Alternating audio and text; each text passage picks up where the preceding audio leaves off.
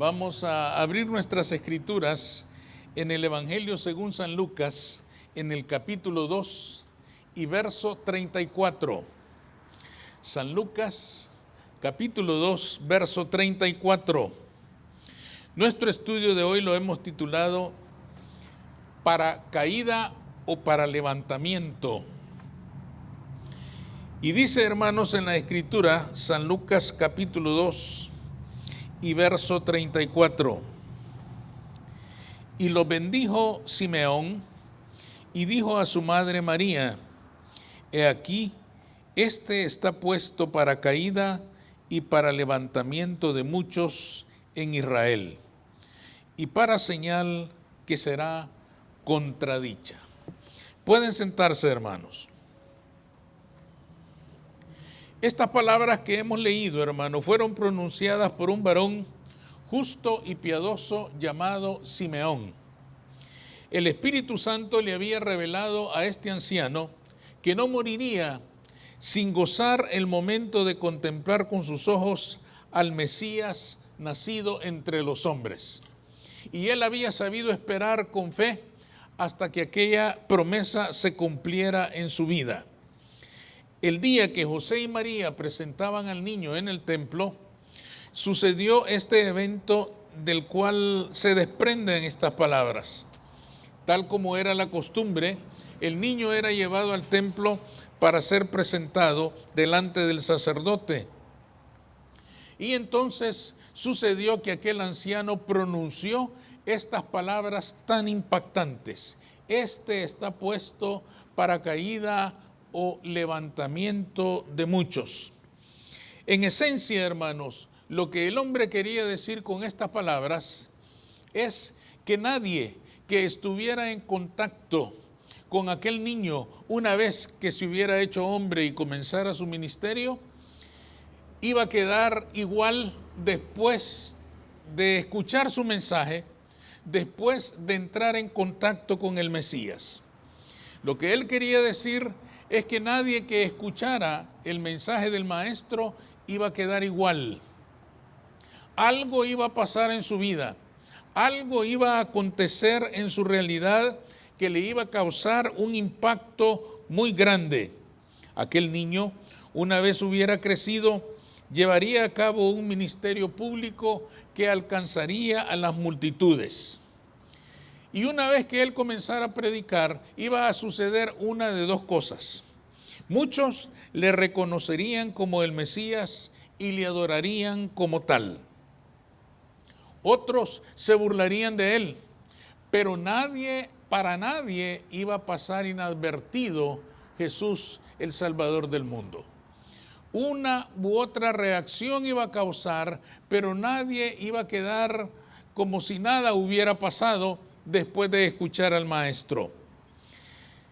Aquel impacto, hermanos, no sería el mismo para todos.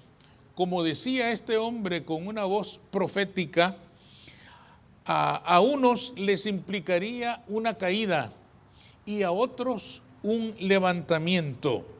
Pero, ¿quiénes caerían y quiénes serían levantados? ¿Cómo determinar para quiénes el mensaje de Jesús y su persona misma sería para caída y para quiénes el mensaje de Jesús y su persona sería para levantamiento? En primer lugar, hermanos, caerían los que creían estar en pie. Iban a caer, hermanos, aquellos que creían estar en pie en base a sus tradiciones religiosas. Lógicamente, estamos hablando de los tradicionalistas que en los días de Jesús eran muchos. Eran aquellas personas que preferían creer en tradiciones de hombres antes que en la palabra de Dios. Las tradiciones les llevaban a pensar que incluso cuando hacían el mal, honraban a Dios. Estaban tan confundidos y tan aferrados a sus tradiciones que pensaban que aun cuando obraban mal, estaban honrando a Dios. Un ejemplo, Saulo de Tarso. Saulo de Tarso era un hombre que aun cuando perseguía hacía violencia o incluso le quitaba la vida a los cristianos, estaba seguro de que estaba glorificando a Jehová. Estaba seguro de que estaba haciendo la voluntad de Dios. Él estaba absolutamente seguro de que lo que hacía glorificaba el nombre de Jehová. Sus maestros le habían enseñado tales cosas como una verdad revelada por Dios, cuando no era otra cosa sino la vanidad de los hombres, la vanidad de creerse santos, perfectos judíos, lo cual les concedía, según ellos, el derecho a cometer todos aquellos abusos y encima asegurarse de que estaban honrando el nombre de Jehová. Caerían también los que le daban más atención a la religión externa, a lo de afuera, que a lo de adentro. Caerían aquellos, hermanos, de los que habla Mateo en el capítulo 23 y verso 24. Él dice: guías ciegos que coláis el mosquito y tragáis el camello. ¿Qué quería decir el Señor con estas palabras? Destacaba, hermanos, el hecho de que los fariseos eran tan cuidadosos de las cosas externas de la religión que usaban coladores para evitar que al servirse el vino algún mosquito pudiera colarse en su bebida. Ellos querían asegurarse de que ninguna cosa inmunda entrara en sus bocas tan santas, tan puras y tan perfectas. ¿Se acuerdan del apóstol Pablo cuando en la casa de Simón el curtidor mira aquel lienzo donde había animales limpios e impuros? ¿Qué es lo primero que dice? No, Señor, jamás cosa impura ha entrado en mi boca. Es decir, ellos tenían ese cuidado, pero eran particularmente, hermanos, cuidadosos, exageradamente cuidadosos, extremadamente cuidadosos para que nada pudiera contaminar sus labios y obviamente entrar dentro de su pureza perfecta. Y el Señor, hermanos, no les condenaba que colaran el mosquito. Al fin y al cabo, eso estaba bien. Nadie quería beber o comer con un mosquito dentro de su vino o en su comida. Era algo, hermanos, que no era condenable. Lo que el Señor les condenaba es que mientras tenían tanto cuidado por las cosas pequeñas, se tragaban enormes camellos dentro de su propia realidad y dentro de su propia vida. Estos hombres morirían de pena si llegaran a saber que un mosquito había entrado dentro de su cuerpo puro y perfecto, santificado para Jehová. Pero estas mismas personas que colaban el mosquito son los mismos que van a entregar a Jesús. Y si ustedes leen en el capítulo 18 de San Juan, se darán cuenta que el día de que lo llevaban delante de Pilato, pasaron primero donde Caifás. Dice San Juan 18, llevaron a Jesús de casa de Caifás al pretorio. El pretorio, hermanos, era el lugar donde estaban las máximas autoridades militares romanas. Y dice San Juan, era de mañana y ellos no entraron en el pretorio para no contaminarse y así poder comer la Pascua, que sería el equivalente para nosotros de la Santa Cena. Fíjense lo que el Señor está condenando. Estos hombres, hermanos, colaban el mosquito, pero sin embargo, en aquella mañana entregaron a un hombre inocente para que muriera como criminal. Pero ellos se guardaron de no entrar en el pretorio. ¿Y por qué no entraron en el pretorio? Porque estos hombres que se creían tan santos, puros y perfectos, dijeron, no entremos ahí, porque ahí están los militares romanos. Sus manos están llenas de sangre, sus manos son impuras, ese lugar es impuro, no podemos entrar porque queremos tomar la Santa Cena mañana. Quiere decir, hermanos, que el Señor les decía, cuelan el mosquito, eso está bien, pero se tragan ese enorme camello cuando traicionan a su propio Salvador y lo hacen de una manera cobarde, lo hacen de una manera escondida, lo hacen de una manera oculta. Y encima, hermanos, quieren guardar todos los principios religiosos en la pretensión que de esa manera ellos van a continuar santos. Quiere decir, hermanos, que los fariseos pensaban que podían cometer un acto tan cobarde, tan malicioso, tan perverso, como entregar a aquel hombre inocente para la muerte y al mismo tiempo seguir siendo santos y puros porque no habían entrado en el pretorio. Jesús en este caso, hermanos, estaba puesto para su caída y muy pronto iban a caer. Jesús se estaba cumpliendo las palabras de Simeón. Para unos ha sido puesto para su caída. ¿Quiénes iban a caer? Aquellos que se creían de pie porque cumplían con todas las reglas del judaísmo. Aquellos que se creían de pie porque tenían cuidado de las cosas pequeñas, pero cometían terribles actos pecaminosos que no se tomaban en cuenta y encima seguían pensando que ellos eran santos y eran puros. Pensemos entonces, hermanos, ¿quiénes caen hoy en día? Hoy en día el Evangelio de Cristo sigue siendo y estando para caída de algunos. ¿Y quiénes caen hoy en día? Aquellos que son sumamente cuidadosos, por ejemplo, de no tolerar ninguna conducta pecaminosa en nadie, que rápidamente reaccionan para acusar, para señalar y para condenar al que comete pecado. No dejan pasar ni la más mínima falta, es decir, cuelan el mosquito, con precisión. Ellos tienen razón porque no quieren contaminarse o no quieren que sus vidas se contaminen con el pecado del otro. Han colado bien el mosquito, pero al mismo tiempo se tragan un gran camello al no tener piedad, misericordia y consideración con su hermano pecador. Se les olvida que el pecador no es un desconocido y aun cuando sea culpable de pecado, no debe ser despreciado por sus hermanos, no debe ser echado fuera por sus hermanos. El Evangelio nos dice que no hay que ignorar el pecado de los demás. Por supuesto que no. No vamos a ir por la vida permitiendo que cada quien haga todo lo que quiera. No es esa la conducta a la que nos llama el Evangelio. Es más, la Escritura autoriza a que se aplique en algunos casos una disciplina que contribuya a corregir aquella falta que ha sido cometida. Pero aún la disciplina debe ser aplicada con amor en la Escritura.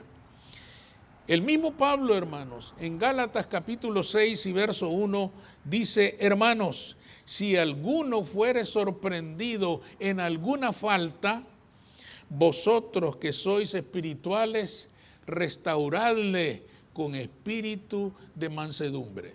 Fíjense bien el consejo del apóstol Pablo. Pablo no dice condénenle, échenle fuera, sáquenlo de ahí porque es un pecador.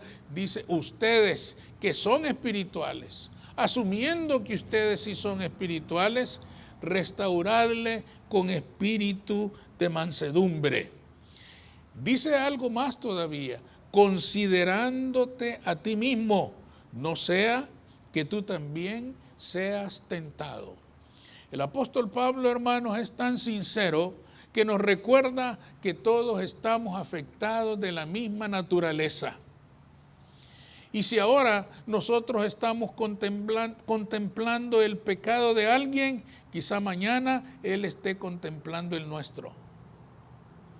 Y por eso es que dice el apóstol Pablo, mejor si son verdaderamente espirituales ustedes, restáurenle con paciencia. Restaurarle quiere decir, tráiganlo otra vez a la comunión, recupérenlo otra vez para la comunión con Cristo, pero nunca lo abandonen. Quiere decir, hermanos, que esta escritura nos está diciendo a nosotros hoy, está bien que cuelen el mosquito, pero no se traguen el camello. Amén. Hagan una cosa sin dejar de hacer la otra, dice el Señor. ¿Verdad? Esto es lo que quería comunicar, aquellas palabras tan tremendas que este hombre había explicado. El Señor está para caída de aquellos que se creen de pie, de aquellos que se consideran estar por encima de todos los demás, están próximos a caer, porque el Señor ha sido puesto para su caída. Ahora, ¿y quiénes serán levantados? Serían levantados los que estaban caídos, los que reconocían y aceptaban que estaban caídos, los que sabían y aceptaban que todo el mundo de tradiciones religiosas que habían construido se derrumbaba ante el conocimiento de la voluntad perfecta de Dios en Cristo Jesús. De nuevo tenemos que mencionar a Saulo de Tarso. Este hombre, hermanos, se había construido una imagen de sí mismo magnífica, admirable, extraordinaria. Él mismo habla de algunas de sus glorias y no lo dice ya, digamos, habiendo superado aquel momento. Pero él dice que en la carne él se glorió de muchas cosas. En Filipenses capítulo 3, en los versos 5 y 6, ustedes leerán que dice el apóstol Pablo: si ustedes tienen algo de qué gloriarse en la carne, yo más. Y comienza a hacer una lista: circuncidado al 8º día, del linaje de Israel, de la tribu de Benjamín, hebreo de hebreos. En cuanto a la ley, fariseo, era uno de sus más grandes orgullos. En cuanto a celo, perseguidor de la iglesia. Fíjense qué tremendo, él se sentía orgulloso de eso. Decía él: yo soy tan celoso del nombre de Jehová que le ando haciendo violencia a todos esos que andan predicando a un carpintero galileo que dicen que es el Mesías. Soy tan celoso del nombre de Dios que le he quitado la vida a mucha gente que anda confesando que un Jesús de Nazaret es el Mesías. Él se sentía orgulloso, él se sentía grande, él se sentía magnífico. No podía ser levantado si primero no caía. Y por eso en el camino a Damasco, este hombre, hermano, un resplandor lo rodeó, dice el libro de los Hechos, y cayó a tierra. Y solo hasta que cayó, el Señor lo pudo levantar. Porque los que van a ser levantados son los que reconocen que han caído. Si ustedes leen ese pasaje del camino a Damasco, verán que una vez que Pablo está en tierra y encima queda ciego, dice: Señor, ¿qué quieres que haga? Porque he caído. El gran Saulo ha caído. Saulo el magnífico, Saulo el santo, Saulo el extraordinario ha caído. ¿Qué debo hacer, Señor, para que me levantes de esta condición terrible? Ahora, hermanos, Cristo estaba puesto para su levantamiento. Pero antes Saulo tuvo que sufrir el derrumbe de todo ese mundo que él había creado. Tuvo que aceptar, hermanos, que toda aquella religión farisaica que había practicado era una falsedad cuando estaba frente a la verdad de Cristo Jesús. Hasta entonces el Señor lo pudo levantar. Y lo alcanzó, hermanos, de una manera extraordinaria.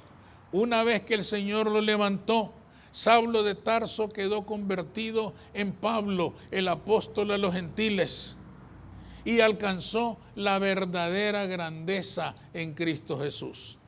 Él había conocido una grandeza falsa, vana, ilusoria, pero cuando el Señor lo levantó, entonces conoció la verdadera grandeza en el nombre de Jesucristo. Entonces, hermanos, nosotros también solemos construir nuestro propio mundo. es una tendencia natural de nosotros los seres humanos. En ese mundo nosotros somos el centro del universo. Nosotros somos la última maravilla. Nosotros somos lo más magnífico y lo más extraordinario. Nadie nos supera en grandeza, en justicia, en santidad, en celo por las cosas de Dios.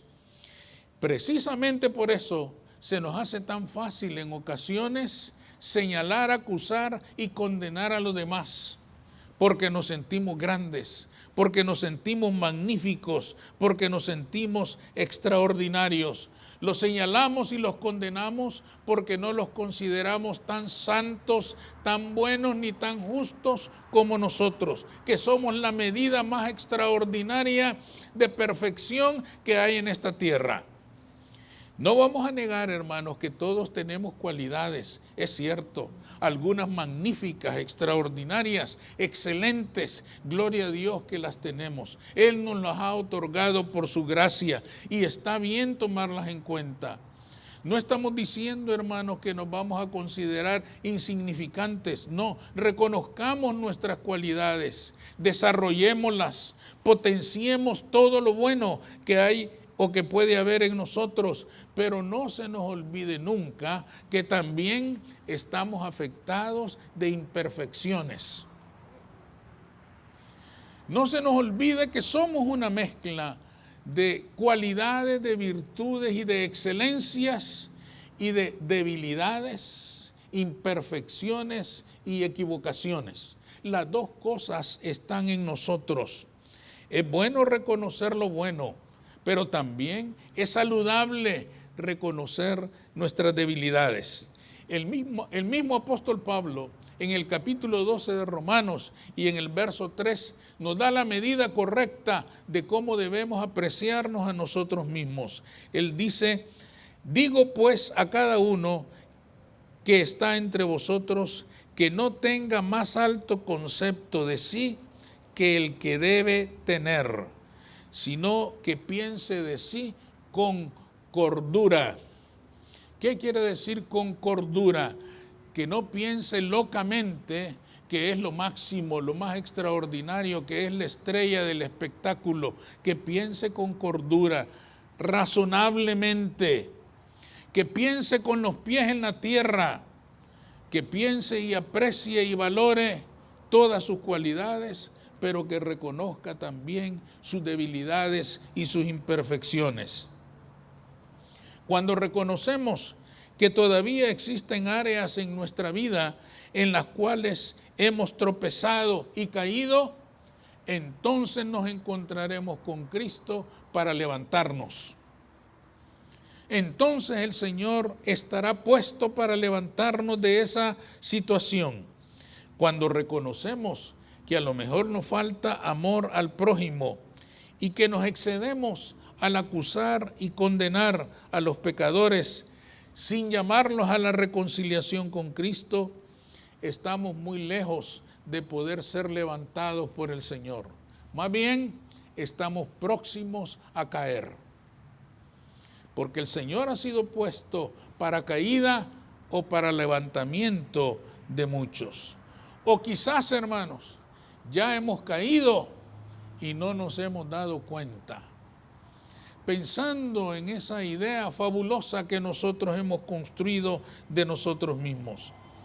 Es bueno reconocer que en algunas áreas de nuestra vida estamos de pie. Gloria a Dios. Estamos de pie, firmes, estables. Estamos confiados en muchas áreas de nuestra vida. Eso es bueno, pero en otras necesitamos ser levantados por Cristo. Busquémosle a Él, reconozcamos esas áreas en las cuales podemos estar postrados, porque solo Él nos podrá levantar. Nadie más nos podrá sacar de esa condición, sino aquel Cristo que fue puesto para caída o para levantamiento de muchos. Busquémoslo, hermanos, para evitar que estemos siempre colando el mosquito y nos sigamos tragando el camello con dos jorobas. Es mejor, hermanos, que hagamos las dos cosas. Está bien que colemos el mosquito, que seamos cuidadosos, que seamos celosos del Señor, pero sin tragarnos el camello. Y entonces, hermanos, el Señor estará por nosotros para levantamiento, porque Él vino para eso, para levantar a todos los que estamos postrados. Vamos a orar. Señor, te damos gracias, Cristo, en esta mañana. Bendecimos tu nombre, porque ciertamente, Señor, es tan fácil olvidarnos del llamado que tú has hecho a la vida de cada uno de nosotros con respecto a nuestro hermano, con respecto a nuestro prójimo. No nos ha llamado, Señor, a condenar ni a mandar al infierno al pecador. Nos ha llamado para atraerlo a ti. Nos ha llamado para que podamos anunciarle que tú viniste a este mundo para su levantamiento, que tú viniste a este mundo para ofrecerle la fuerza suficiente para que pueda levantarse de la condición presente que le abate. Ayúdanos, Señor, para recordar siempre que aunque en nosotros hay muchas cualidades magníficas, extraordinarias, admirables, siguen existiendo, Señor, imperfecciones, debilidades, falencias. Ayúdanos para que podamos reconocer, Señor, que en todas nuestras debilidades estás tú para levantarnos. En tu nombre, Cristo Jesús. Amén.